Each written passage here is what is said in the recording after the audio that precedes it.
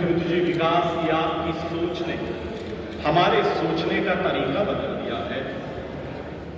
हमारे सोच के जो दायरे हैं, जो हदें हैं, उन्हें विस्तार देती है आपकी प्रेरणाएं। आपका बहुत अभिनंदन।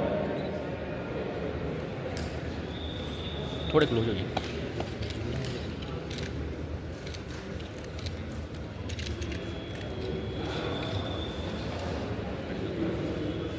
माननीय विधायक श्री सुदर्शन सिंह बबलू जी से निवेदन रहेगा हमारा सम्मान स्वीकार करने के लिए श्री नरेश धीमान जी से आग्रह है। कृपया हम सभी की ओर से माननीय विधायक महोदय को सम्मानित करेंगे, जिनके साथ चलते हुए हम सब चिंतपूर्णी विधानसभा क्षेत्र के लोगों का जो जीवन है, जो भविष्य है, सुनहरे दौर की ओर अग्रसर है। आपका बहुत अभिनंदन।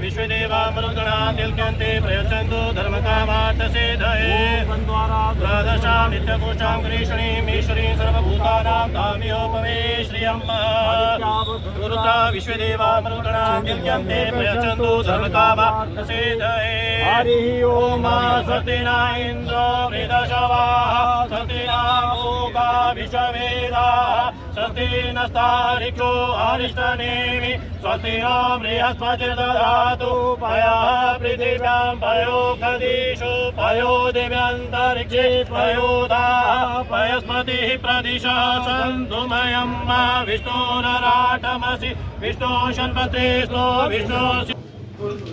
सर, आज धार्मिक क्षेत्र चिंतपूर्णी में 1.25 करोड़ की जो योजना पेयजल योजना का शुभारंभ किया गया आपके द्वारा, तो इसके बारे में बताएं। आज चिंतपूर्णी मंदिर विशेष तौर पे और इसके आसपास के दर्जन भर गाँव को जो है पानी पहुंचाने के लिए योजना का शुभारंभ किया गया है और लगभग 12.5 करोड़ रुपए की ये योजना है।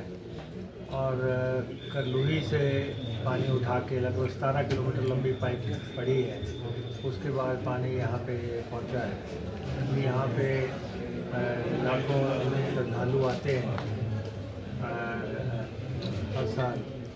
तो यहाँ की पानी की स्कीम को लेके पिछले काफ़ी अर्सा से डिस्प्यूट चल रहा था, तो लोगों से भी हमारी बातचीत हुई जिनकी ज़मीन थी, तो एमिकेबली जो है वो मसला हल हो गया और यहाँ पे टैंक्स वगैरह सारे स्थापित हो चुके हैं और पाइप्स को जोड़ने का जो काम था वो भी अब हल हो गया। और अभी हम करलूही जाके आए हैं जहाँ पे मोटर्स लगाई गई हैं, पंप हाउस बना है और वहाँ से पानी उठा के पंप करके चिंतपूर्णी पहुँच गया। और ये एक बहुत पुरानी मांग थी कि चिंतपूर्णी में पानी की समस्या दूर की जाए और आज माता रानी की कृपा से वो योजना मुकम्मल हो गई और उसका शुभारंभ हो गया। सर, चिंतपूर्णी मंदिर के सौंदर्यीकरण और विस्तारीकरण को लेकर सरकार की तरफ से क्या प्रयास किए जा रहे हैं? पिछले कल भी आपने मीटिंग की अधिकारियों के साथ, तो इस बारे में जानकारी। चिंतपूर्णी मंदिर के सौंदर्यीकरण को लेके पैसे का कोई अभाव नहीं है और एक तो प्रदेश सरकार ने और हमारे लैंग्वेज और कल्चर डिपार्टमेंट से जिला प्रशासन पर 75 करोड़ रुपए का इजाज़त ले चुका है मंदिर के विस्तारीकरण को लेकर, उसके सौंदर्यकरण को लेकर।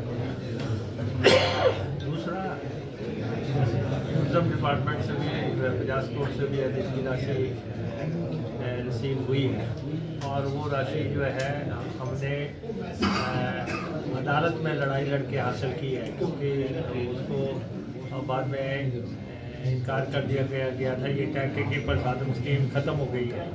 फिर अदालत ने निर्देश दिए थे कि जिस योजना के तहत कमिटमेंट हुई है मंदिर को वो पैसा दिया जाए, तो वो पैसा भी आ गया है और ये वाला पैसा 75 करोड़ रुपये का अब हमने डिप्टी कमिश्नर को निर्देश दिए हैं कि वो जल्दी से इस काम को आगे बढ़ाए। और वैसे भी 3-4 काम यहाँ पे बड़े इम्पोर्टेंट हैं। एक तो हमने ये कहा है कि चिंतपूर्णी और इसके आसपास के क्षेत्र में जो कैमरे लगने हैं वो पूरी तरह लगाए जाए, क्योंकि लाखों श्रद्धालु आते हैं, तो कोई भी एरिया ऐसा ना बचे जहाँ पे जो है थर्ड आई ना हो, कैमरा ना लगा हो। तो उसके लिए और थर्डली हमने इनको कहा है कि लोगों को विश्राम करने के लिए अगर रिंग शेल्टर्स वगैरह बनने हैं तो वो बनाए जाए। चौथा जो है, अब साउथ के टेम्पल में चले जाए, वहाँ पे हवाई अड्डे से लेके रेलवे स्टेशन से लेके जहाँ तक मंदिर है वहाँ तक जो है सेल्फी पॉइंट्स बने हुए हैं। कहीं भी आप खड़े हो जाए आपको मंदिर की लुक मिलेगी। लेकिन हमने इनको कहा है कि आप भी वो जो है स्पिरिट और भावना जो है यहाँ पे पैदा करें। और दूसरा, एक कतोही से जो पानी राजा का बाग, माता का बाग जो पानी आता है वहाँ से छोड़ दिया गया है। तो हमने कहा कि वहाँ से और मंदिर को जोड़ने के लिए 4 करोड़ रुपया लगना है।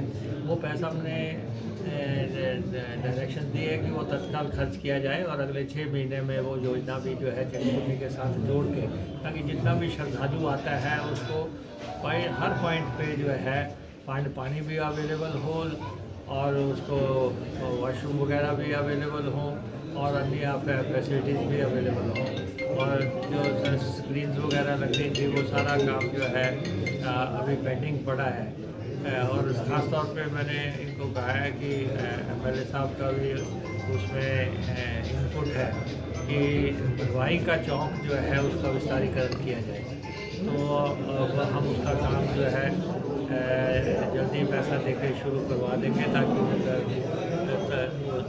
थोड़ा खुला भी हो जाए और बसें और वहाँ भीड़ भड़ाका ना रहे, और वहीं से मंदिर की लुक भी जो है आनी शुरू हो जाए और प्रॉपर स्क्रीन्स वगैरह वहाँ लगे। अभी जो स्क्रीन लगी है मैं देखता हूँ कि कोई क्वालिटी स्क्रीन नहीं है, तो बेहतरीन स्क्रीन्स जो है वो यहाँ पे लगनी चाहिए। तो ये हमारी डिस्कशंस हुई हैं। अब कोशिश रहेगी कि काम को जो है कागज़ से आगे उठा के जो है धरातल पे लाया जाए, वो हमने कहा है। तो यहाँ का एक हमारा रोपवे का भी एक मसला है, और हमने कहा है कि स्थानीय लोगों से डिस्कशन करके, क्योंकि 100 करोड़ रुपए के आसपास का टेंडर हो रखा है, कंपनी ने सामान खरीद लिया है और लिटिगेशन हो जाएगा। और इसलिए जो है उसमें सब लोगों को कॉन्फिडेंस में लेते हुए, व्यापारियों से बातचीत करते हुए, वैष्णो देवी में भी रोपवे लग रहा है, वृंदावन में भी रोपवे लग गया है, सराज में हमारे सराज में जो रोपवे लगा है बगलामुखी माता को, उसके बाद तो वहाँ श्रद्धालुओं की संख्या में ज़बरदस्त इजाफा हुआ है। तो ये जितने भी डेवलपमेंट के इश्यूज़ हैं, ये कल भी हमारे डिस्कशन हुई है। और ये जो पानी की स्कीम थी, एक बड़ी देर से जो है इसके बारे में बात चल रही थी, तो कल हमने अल्टीमेटली डिपार्टमेंट को डायरेक्शन दे दी थी कि 24 घंटे के अंदर इस स्कीम को शुरू करना है। और कल मैं और MLA साहब यहाँ पे आ रहे हैं, किसी भी कॉस्ट पे जो है ये स्कीम आज शुरू की जाएगी। तो डिपार्टमेंट ने अच्छा काम किया है। डिपार्टमेंट ने इसकी ओवरनाइट जो है जो भी वो थी, इसके बाद जो भी निटिग्रिटीज़ होंगी वो सॉल्व कर ली जाएगी। सर, इलेक्ट्रिकल बसें चलाई जा रही हैं सरकार द्वारा, तो अभी ट्रायल भी हो रहा है बसों का, तो इसको लेकर बताएं थोड़ी सी जानकारी। नहीं, वो बसें तो 300 बसें प्रदेश में आनी है और उसको लेके कंपनी से पहले से करार हो रखा है, बहुत देर हो गई है। लेकिन बसेस हिमाचल के हिसाब से उनका बॉडीज़ का मॉडिफिकेशंस वगैरह हो रहा है, ट्रायल्स वगैरह हो रहा है। उनको 30-40 स्थानों पे ट्रायल करना है कि वो बस ठीक चल रही है कि नहीं, उसको सामान रखने की जगह है कि नहीं, उसका कटिंग ठीक है कि नहीं, तो उसका ग्राउंड जो क्लियरेंस है कि नहीं, सारे ट्रायल्स आजकल चल रहे हैं। तो बहुत जल्दी वसीर मुझे लगता है अप्रैल महीने में ऑपरेशन में आ जाएगी। सर एक लास्ट सवाल सर, हाई कोर्ट के फैसले के बाद मंदिर न्यास जो गरीब कन्याओं की मदद करता था वो नहीं हो पा रही है, तो उसको सरकार आगे फैसले को चैलेंज करेगी? नहीं, ऐसा है कि मुझे लगता है कि इसकी इंटरप्रिटेशन ठीक नहीं हो रही है और हाई कोर्ट ने कहीं ये तो नहीं कहा है कि आप जो है मंदिर से रिलेटेड काम रोक दो या मंदिर से जो गरीब की मदद है वो रोक दो, लेकिन फिर भी हम क्लैरिफिकेशन के लिए हाई कोर्ट जा रहे हैं और या लॉ सेक्रेटरी से भी ओपिनियन लेंगे, एडवोकेट जनरल से भी ओपिनियन लेंगे और नहीं तो हम हाई कोर्ट में भी जो है रिव्यू पिटीशन डाल के इस पर रिलीफ ले लेंगे। मुझे नहीं लगता कि हाई कोर्ट की कोई ऐसी मंशा रही होगी कि गरीब की मदद बंद कर दी जाए।